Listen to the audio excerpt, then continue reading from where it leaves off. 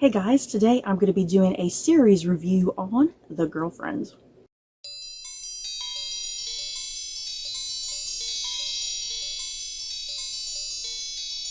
So before I head into my thoughts and feelings on The Girlfriend, this video will have no spoilers in it. It's definitely the type of show that you want to head into without knowing too terribly much.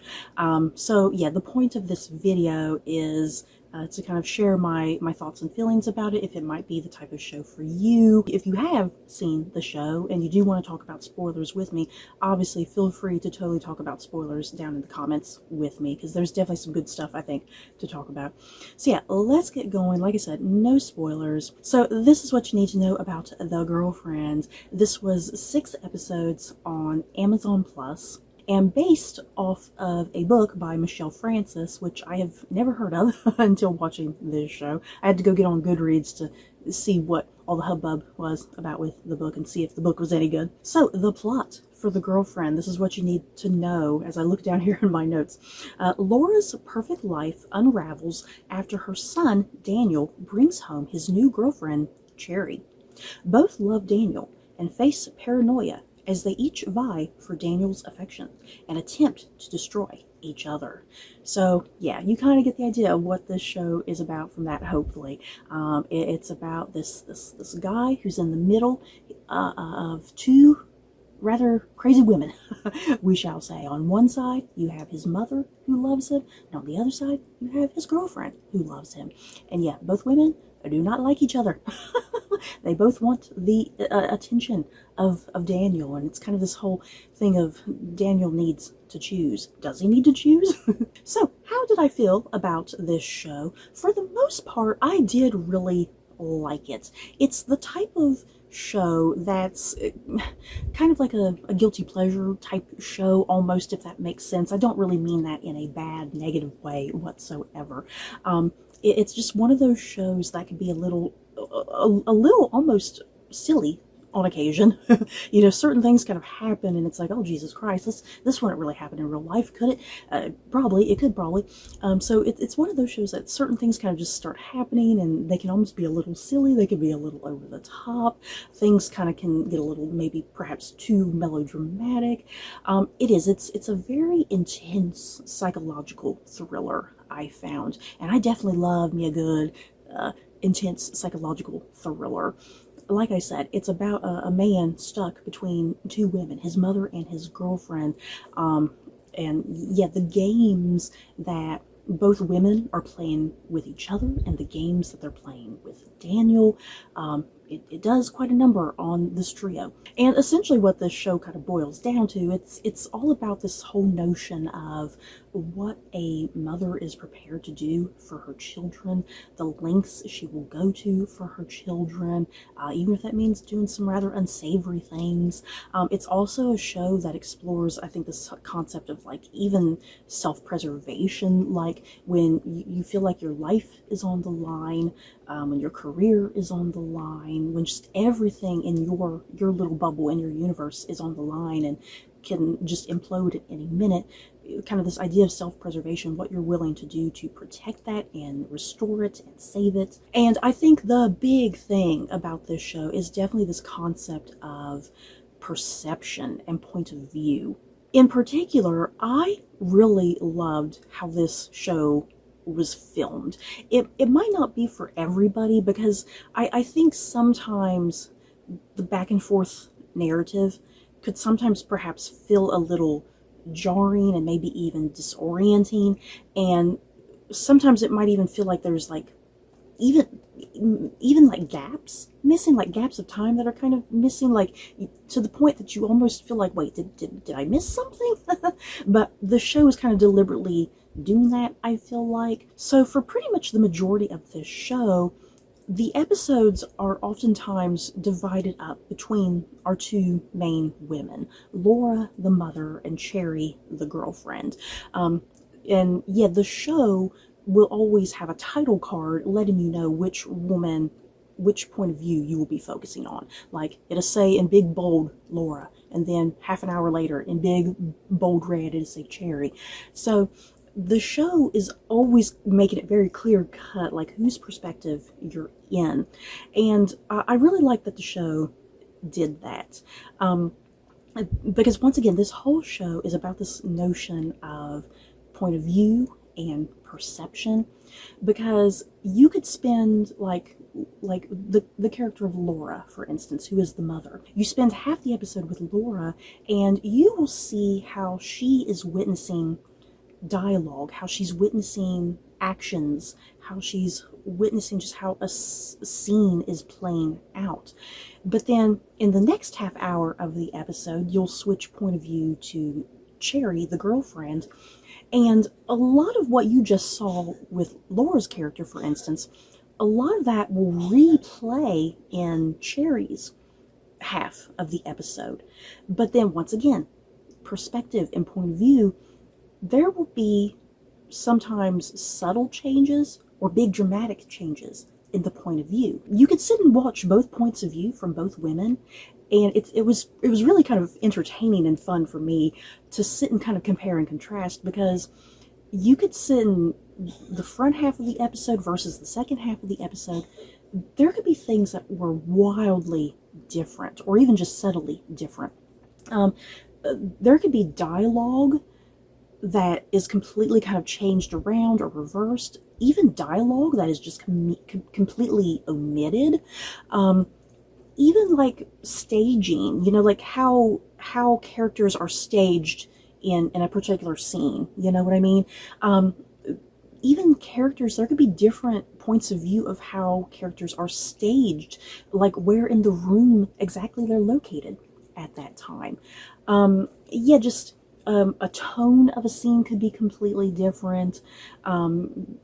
Someone's actions in a particular moment can be completely different. And yeah, just even the performances, you know, the way Laura behaves in her own chunk of the episode, she behaves a certain way because that's how she's perceiving herself to be. But then over in Cherry's half of the episode, the way she is like seeing Laura is completely wildly different, you know. Both women view each other as foils and antagonists throughout this entire show. So the perspective shifts in very, very fascinating, interesting ways that I particularly found entertaining and compelling. And I found the performances in this to be very, very good. Yeah, guys. Again, this is the type of show, it may be hit or miss with you. It could maybe get a little over the top and extreme, but that's more kind of to do with like just the writing of the show. But as far as the performances go, the performances I think are very, very consistent, you know, and every actor knows what is required of them for these roles, and knowing too what's required of them with the shifting perspectives, that they have to play some of these scenes twice. You know, a lot of these scenes you are seeing twice, but they will be wildly different. Like I said, I do think a bit of a negative to this show because of the points of view. I do sometimes feel like the show can be a little bit jumpy and all over the place at times. Like I said, you can almost feel like, am I missing something? No, you've not missed anything. And incomplete narrative, I think I kind of mentioned that really quickly too. You know, sometimes the narrative can almost feel incomplete in certain areas because, again, you're like, did I miss something? And my only other big nitpick with this show, just the overabundance of music. You guys, I'm not talking about like orchestral music. I'm talking about like pop songs, you know, pop songs or rock songs, whatever, what have you, whatever type of song, you know, with actual lyrics. There was just an insane amount, an overabundance of music in this show. I don't mind music in shows because music can help enhance a scene or what a character is feeling. But I feel like this show went a little too far at times, because like seriously every couple minutes here comes another pop song, and then a few minutes later here comes another pop song or a rock song or a rap song, or even I think there was even some K-pop songs in here at one point. It's just too much music for me. Just scene after scene after scene, there's always some sort of song playing, and I feel like this show needed to really hold back on that, because it reached a point I found it very distracting. Now, two songs that really, really worked for me you know, even though the vast majority of the songs didn't entirely work for me, the two songs that really stuck with me and worked to really set the tone of this show, like in the opening seconds of like episode 1, for instance, Lord's cover of Everybody Wants to Rule the World, that's playing at the very start of episode 1. I thought that worked perfectly, and it really set the tone and vibe to kind of expect this show. And then another song, Ava Max's Sweet But Psycho. Seriously, I love that song. It's so freaking good. I'm not going to tell you exactly where this song plays, because I feel like if I tell you what episode it plays in, it's going to be a spoiler. The use of Ava Max's Sweet But Psycho, the way it's used, and just kind of the cut in the episode that happens, like literally left my jaw hanging open, and I had one of those moments where I was just like kind of clapping and smiling all at once. It was just a brilliant use of a song. I don't think I've ever heard such a brilliant use of a song in a show before. But yeah, I do think those two songs in particular were the best used in general throughout this show. But yeah, seriously, I am not a fan of an overabundance of music. Once again, I'm totally fine with orchestral music, obviously, you know, because that stuff is not distracting by any means. But yeah, pop songs just kind of thrown all over the place willy-nilly, it was a little too much for me. So yeah, getting into the cast very quickly, because I definitely got to give some shout outs. Playing the character of Laura, who is the mother of Daniel, playing Laura is Robin Wright. Yeah, guys, the gorgeous, lovely Robin Wright. She was so outstanding in this role. Laura, the character of Laura, she's somebody who on the outside, it looks like she has a really great life. She runs like some art galleries. It looks like she has this great family life, you know. She loves her son Daniel, and he loves her. You get the idea though pretty quickly that there's been some sort of bit of a falling out with like her and her husband, but they're still together. You know, it's like they're keeping up appearances. But yeah, it seems like not everything is perfect with her marriage, but yeah, everything with her son is perfect. Yeah, once again, she runs these art galleries. She has a nice, great career. She has money. She's able to travel. She's able to do whatever she wants. She has great friends, you know. Everything on the surface looks great. And you definitely get the idea that Laura is like just very much in control of her life, you know, when really everything's not totally in control, but she gives that perspective of everything looking perfect and being in control. And yet Robin Wright was just so great in this. I loved it. She just gave Laura this really great sense of, you know, kind of giving out confidence and charm and charisma, being a very highly fashionable, popular woman, you know. Yeah, Robin Wright was fantastic. And yeah, playing her husband, I definitely got to give a shout out to the guy playing her husband, Howard. Waleed Zuiter. I think I'm pronouncing his last name wrong. But yeah, the character of Howard, I really loved his character. Seriously, if you don't leave this show and Howard's not your favorite character, I don't know what to say. I think Howard is easily the most likable character in this show, the one person that you can understand and probably relate to the most. He's the most sane, he's the most rational. But yeah, the character of Howard, I loved him, and just certain things kind of start playing out in this show, and I was just rooting for Howard, you know. I was like, screw everybody else, I'm rooting for Howard. And yeah, playing Daniel, the son of Laura and Howard, playing Daniel is Laurie Davidson. Laurie Davidson was so great in this. I'm glad Laurie Davidson is starting to get some bigger, better roles. Like, I think in just the last couple years alone, I really enjoyed him in the Mary and George TV show, and he was like in that Last Kingdom movie that came out a couple years ago on Netflix. Yeah, I have really enjoyed Laurie Davidson, and yeah, he was just really great in this show. The character of Daniel, there's, you know, he's kind of just an average guy. You know, there's nothing super special about him whatsoever. He's just kind of a normal, average guy, and I found Daniel to be likable. You know, I did find him to be likable, but I do think he was just very highly naive at times, kind of ignorant to certain things. And it's kind of this slow progress through the show for him to kind of catch on to what's going on and to really form his own opinions and form his own mind. Because you can, even before Daniel kind of comes to this realization, you the viewer, I think, immediately kind of understand that Daniel and Laura connection, the mother-son relationship, that they do have this really great bond, and that's great and all. But again, Laura being the type of character that she's very much controlling, and that includes even controlling her son. She wants him to have a certain profession. She wants him to have a certain type of girlfriend. She wants his life direction to go a certain way. And yeah, Daniel has other ideas. He's a grown man. He's a grown man. He wants to do certain things. He has his own dreams and ambitions, and they're clashing with his mother, Laura. So that's already a problem. So yeah, that leads into his girlfriend, Cherry.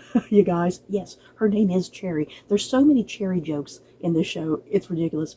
But yeah, playing the character of Cherry Lane is Olivia Cooke, you guys, who was just absolutely just flawless in this show. Just a breathtaking, captivating performance from Olivia Cooke.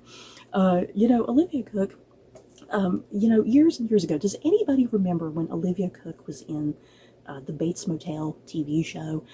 Her character in that show, she was just so humble and down to earth and sweet and innocent. And it's like in recent years, it's like Olivia Cooke has gotten away from kind of that girl next door thing that she kind of was originally typecast as. And it's like Olivia Cooke now is getting these just really meaty, juicy roles where she's playing complicated, complex, problematic women.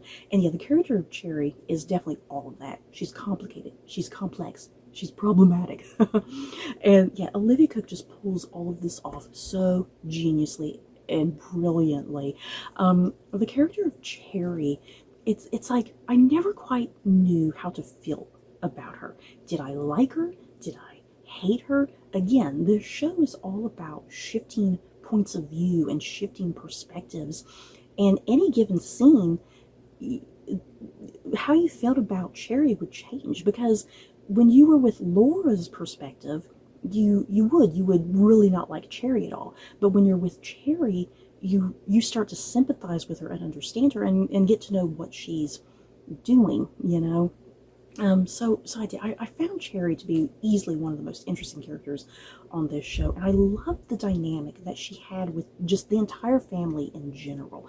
Yeah, she has a really rough start with Laura, for instance, because she's immediately brought into the house. She's introduced as the new girlfriend, and Laura just does not care for her immediately. And you definitely get the idea that Cherry, she doesn't come from a wealthy background like Daniel does. She's had to work for everything in her life, and she puts on this persona of having more confidence than what she actually has. Cherry in reality is very insecure and very vulnerable, and she's had just different traumas in the past that gets explored as the season progresses. So yeah, Cherry, she definitely tries to put out this performance of being far more confident than what she is. She tries to put out this act like, oh, I have money, I can buy these really expensive dresses to go to these parties and whatnot, and great shoes and purses, and I can go on these trips. She tries to act like she has money when in reality she does not. So yeah, that's the really fascinating thing about this show is Laura is Cherry trying to kind of cover up some of her lies, essentially, and Laura catching on to those lies pretty quick and trying to prove to Daniel, like, hey, she's a gold digger, she's lying to you. But is that reality? Laura sees Cherry as a gold digger, but is Cherry a gold digger? That's what the show's kind of getting into, that you, the viewer, have to kind of figure out, because once again, there's shifting perspectives. It makes it really difficult to figure it out. But yeah, I loved that dynamic between Olivia Cooke and Robin Wright. Their scenes together, just so gripping, so powerful. It just, any given moment, it can turn into a cat fight. you know, a blade cat fight. And yeah, I really think her and Laurie Davidson in particular, I think they had really good chemistry with one another. I think they bounced off of each other really well. And yet, even the character of Howard, Daniel's dad, like, I think Cherry even had a really fascinating relationship even with him, you know, like, trying to incorporate him kind of into the fold, and like realizing how Howard has been pushed to the background in some ways, which once again kind of delves into the problems that Laura and Howard are having, and Cherry can kind of see through those problems, and in her own subtle way, she's manipulating Howard to her side, you know. But yeah, I did. I really, really liked this show. Once again, it's not perfect. I think it can be a little over dramatic and silly on occasion. There's probably going to be some moments that you're going to unintentionally laugh at certain things. But yeah, I think the performances alone are well worth it to watch it. Really captivating and gripping. There's just always something insane and stupid happening on this show that you're going to be like, oh my god, I can't believe this is happening, you know. But yeah, again, this show, I love the whole concept of the shifting points of view, the shifting perspective. Just really, you're constantly questioning is the thing as you're watching this show. Who should you be sympathizing with? Should you be sympathizing with Laura? Should you be sympathizing with Cherry? Should you really be sympathizing with Daniel? You know, who is the hero? Who is the villain? Or is that making it too clear cut? You know, is it making it too clear cut? Is there really such a thing as hero and villains in this situation? And I think this show literally keeps you guessing until the very, very end, like what has kind of been going on in actuality. And will this show have a season 2? The way the season ends, without spoiling anything, it ends in such a way that you could easily see a season 2 happening, but at the same time, you don't need one. You can kind of, it's one of those situations where it kind of ends and it's like, oh, but you can kind of easily in your own head kind of maybe figure out where the next steps are going to go. So I don't think a season 2 is necessary. I don't think I would really want a season 2. I don't think it could top this season. But there is an option for one if it needed it to be. So, have any of you seen The Girlfriend? I'm definitely dying to know if anybody else watched this show, because it was just bizarre and crazy in all the best ways, I think. So yeah, definitely talk to me down below if you have seen this show. Did my review push you to go check out the show if you are interested? So that's it for this video. Don't forget to like, comment, and subscribe. And if you like this video, you may like these other videos. Bye, guys.